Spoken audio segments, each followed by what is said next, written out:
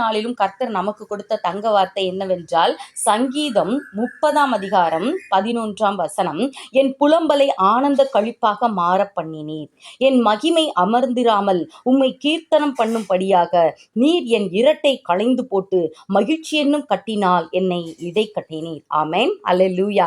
மறுபடியும் வாசிக்கிறேன். என் புலம்பலை ஆனந்த கழிப்பாக மாற பண்ணினீர், என் மகிமை அமர்ந்திராமல் உம்மை கீர்த்தனம் பண்ணும்படியாக நீர் என் இரட்டை களைந்து போட்டு மகிழ்ச்சி என்னும் கட்டினால் என்னை இடை கட்டினீர். இதுதான் ஆண்டவர் நமக்கு கொடுக்கிற வார்த்தை. இந்த நம்முடைய புலம்பல்கள் எல்லாவற்றையும் எப்படி மாற்றுகிறாரா?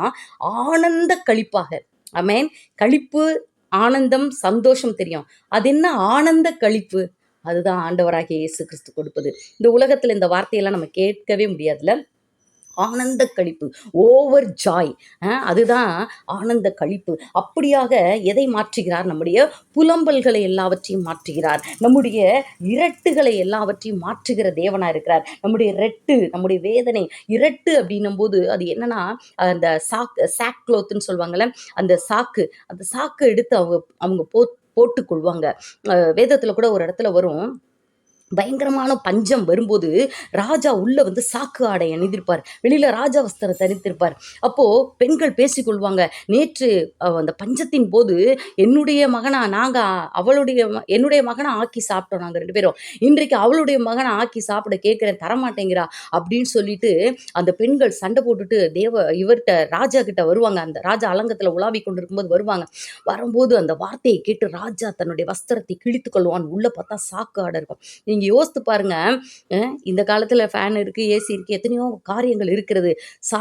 நம்ம சாதாரண ட்ரெஸ் போட்டிருக்கிறதே அதுவே அப்படி பயங்கரமாக வேர்க்கும். இவ்வளோ ஏசி போட்டுக்கிறோம், ஃபேன் போட்டுக்கிறோம், இவ்வளோ பண்ணிக்கிறோம். அப்போது அந்த தன்னுடைய உடம்போடு சாக்கு ஆடையை உள்ளே போட்டு அதுக்கு மேலே ராஜ வஸ்திரம் தரித்தா அந்த வேதனை அவனுக்கு எவ்வளோ இருக்கும் யோசித்து பாருங்க. உடலெல்லாம் வேர்த்து, எவ்வளோ பெரிய அசௌகரியம். அது பர்பஸாகவே அந்த அசௌகரியத்தை அவங்க செய்கிறத நம்ம பார்க்குறோம். ஏன்? தன்னை வருத்தி கொள்ளுகிறார்கள். அவ்வளோ பெரிய பாடு, போராட்டம் வெளியில தெரியாது. சாக்கு ஆடை வெளியில தெரியாது. ராஜாவினுடைய சாக்கு ஆடை வெளியில தெரியல.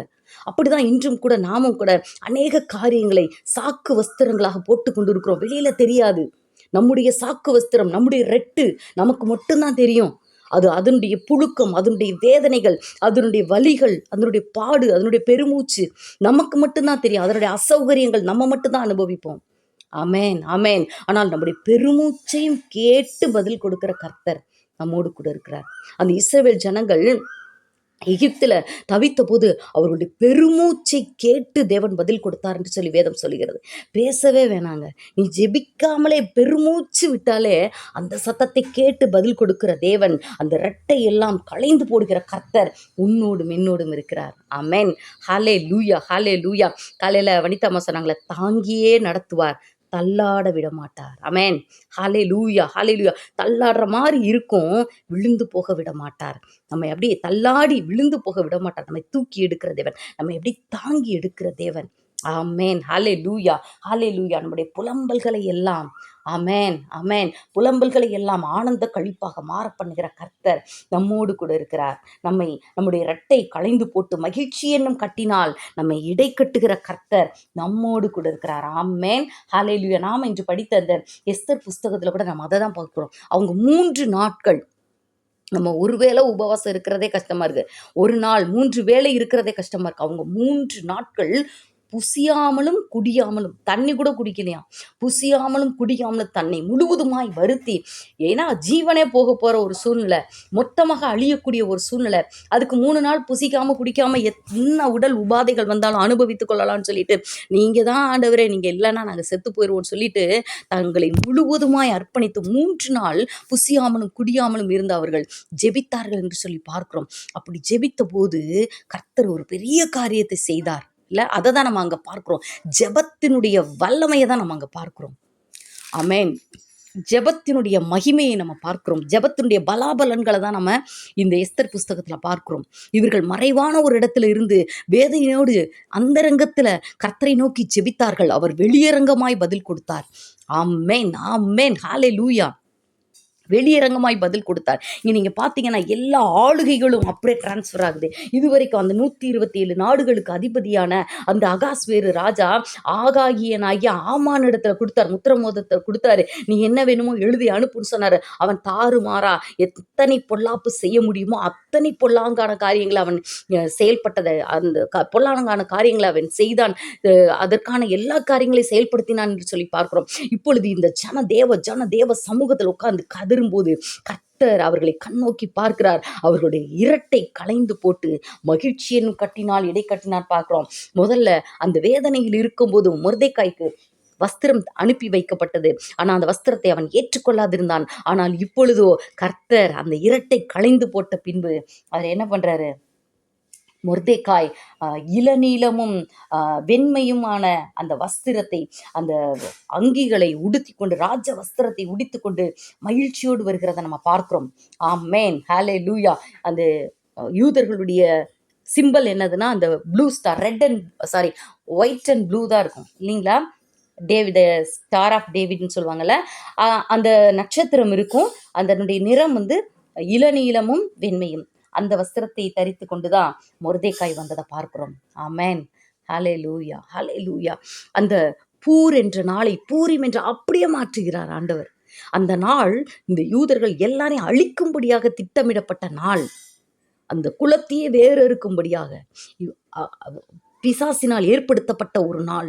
இப்படிதான் நம்மையும் கூட, உன்னை மொத்தமாக ஒழிச்சிருவேன், நீ தேவனுக்கென்று வாழ்வாயானால், நீ கர்த்தருக்காக வாழ்வாயானால் மொத்தமாக உன்னை வேறு அறுத்துருவான், உனக்கு ஒன்றுமே இல்லாதபடி செய்து விடுவேன் என்று சொல்லி சத்துருவானவன் நம்மையும் கூட மிரட்டுகிற காரியங்களை நம்மளால் பார்க்க முடியும். அநேக காரியங்களை நம்ம குடும்பத்தில் எவ்வளோ கேடு உண்டாக்க முடியுமோ அவ்வளோ அவன் செயல்பட முயற்சிப்பதை நம்மளால் பார்க்க முடியும். ஆனாலும் கர்த்தர் அந்த காரியங்கள் எல்லாவற்றையும் மாற்றி போட போதுமானவராக இருக்கிறார். அந்த பூர் என்ற நாளை, அந்த யூதர்களை, தேவ ஜனத்தை வேறறுக்கும்படியான திட்டங்களை எல்லாம் பூரீம் என்ற நாளாக, அவர்கள் மகிழ்ச்சியோட யார் யாரெல்லாம் எதிர்த்தாங்களோ அவர்களெல்லாம் அழிக்கும்படியான ஒரு நாளாக கர்த்தர் மாற்றினார். ஆமென், ஹல்லேலூயா, ஹல்லேலூயா. அதாவது சத்துருவானவன், அவன் தலை நசுக்கப்பட்ட பாம்பு, அவனே ஒரு பெரிய திட்டம் போட்டான்னா அவன் தலையை நசுக்கின தேவாதி தேவன் நமக்கு எவ்வளோ பெரிய திட்டத்தை வச்சிருப்பார். ஆமென், ஹல்லேலூயா. அதுக்கு தான் மத்தேயுல சொல்றாரு, உன் கண் தெளிவாய் இருந்தால் உன் சரீரம் முழுவதும் வெளிச்சமாக இருக்கும். தெளிவாக இருக்க வேண்டியது என்ன? நம்முடைய கண். மத்தேயு 6:22 பார்த்தீங்கன்னா, கண்ணானது சரீரத்தின் விளக்காய் இருக்கிறது, உன் கண் தெளிவாய் இருந்தால் உன் சரீரம் முழுவதும் வெளிச்சமாக இருக்கும். எஸ்தருடைய கண் தெளிவாய் இருந்தது, மொர்தெக்காயின் கண் தெளிவாய் இருந்தது. அந்த ஜனம் முழுவதையும் அவர்கள் கிறிஸ்துவுக்குள்ளாக வழி நடத்தினார்கள். அவர்கள் ஆசீர்வாதத்தை சுதந்திரித்து கொண்டார்கள். ஆனால் இந்த ஆமானுடைய கண்கள் இருளாய் இருந்தது. அவனுடைய மனைவியாகிய சிரேஷின் கண்கள் இருளாய் இருந்தது. உன் கண் கெட்டதாய் இருந்தால் உன் சரீரம் முழுவதும் இருளாய் இருக்கும். இப்படி உன்னிலுள்ள வெளிச்சம் இருளாய் இருந்தால் அவ்விருள் எவ்வளவு அதிகமாக இருக்கும் அப்படின்ன மாதிரி அவர்களுடைய கண்கள் இருளாய் இருந்தது. அவர்களுடைய வாழ்க்கை அழிந்து போனதை நம்மளால பார்க்க முடிகிறது.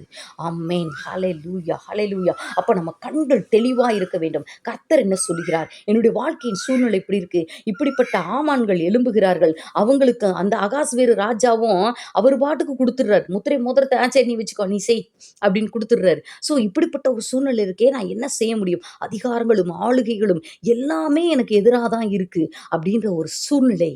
ஆனால் அவன் போய் ஜெபித்த போது கர்த்தர் காரியங்கள் எல்லாவற்றையும் மாற்றி போட்டார். இந்த இதில் நம்ம ஆபிரகாமை குறித்து பார்க்கும்போது கூட, நாம் இன்று படித்த அப்போஸ்தலர் 7ஆம் அதிகாரத்தில் பார்க்கும்போது, ஆபிரகாமுக்கு கர்த்தர் வாக்குத்தத்தம் கொடுத்தார். வெளியில பார்த்தா ஒரு அடி நிலம் கிடையாது, குழந்தை கிடையாது, எந்த ஒரு ஆசீர்வாதமும் கிடையாது, வயதாகி கொண்டே போகிறது. ஆனால் வாக்குத்தத்தம் கொடுத்தார். அந்த வாக்குத்தத்தத்தை நிறைவேற்றினார். 5ஆம் அதிகாரத்தில் சொல்லப்பட்டிருக்கு, இதெல்லாம் உனக்கு சுதந்திரமாக தருவேன் என்று சொல்லி வாக்குத்தத்தம் பண்ணினார். அந்த வாக்குத்தத்தம் நிறைவேறும் காலம் சமீபித்த போது அதெல்லாவற்றையும் நிறைவேற்றினார் என்று சொல்லி பார்க்கிறோம். ஆமென், ஹல்லேலூயா, ஹல்லேலூயா. ஸோ நமக்கு ஒரு பிரச்சனைன்னு வரும்போது நம்ம என்ன பண்றோம்? உலகத்தாரை பார்க்கக்கூடாது. உலகத்தான் வேற மாதிரி சொல்லுவான். அவன் ஆமான், சிரேஷனுடைய குரூப் அது வேற மாதிரி தான் இருக்கும். ஆனால் கர்த்தர் என்ன சொல்றார்? இந்த காரியத்தை குறித்து கர்த்தர் என்ன சொல்றாரு? எனக்கு வாக்குத்தத்தம் கர்த்தர் என்ன சொன்னார்? அதை மாத்திரம் நம்ம பார்க்கும்போது நம் இருதயம் மகிழும். ஆமென், ஹல்லேலூயா, ஹல்லேலூயா, ஹல்லேலூயா. அப்போது அந்த இதில் கூட நம்ம பார்த்தோம்னால், அந்த புத்தியுள்ள அந்த ஸ்திரீ 31ஆம் அந்த நீதிமொழிகள் 31 பார்த்தீங்கன்னா, அதில் ஸ்திரீகளை குறித்து இருக்கும் பார்த்தீங்களா?